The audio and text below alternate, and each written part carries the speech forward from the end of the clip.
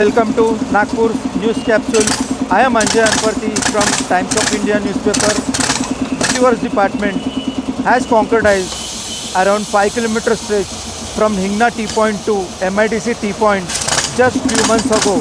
Now you can see the same stretch is been trenched for laying a power cable. This is not for the first time this is happening in the Nagpur city. So the activists always state the city as trenchpur.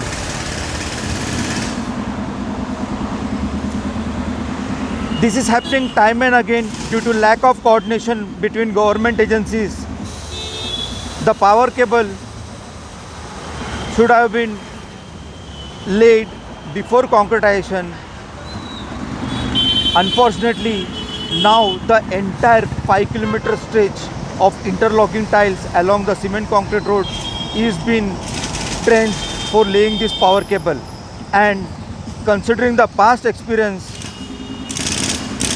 I can surely say the road will never be restored to its original status.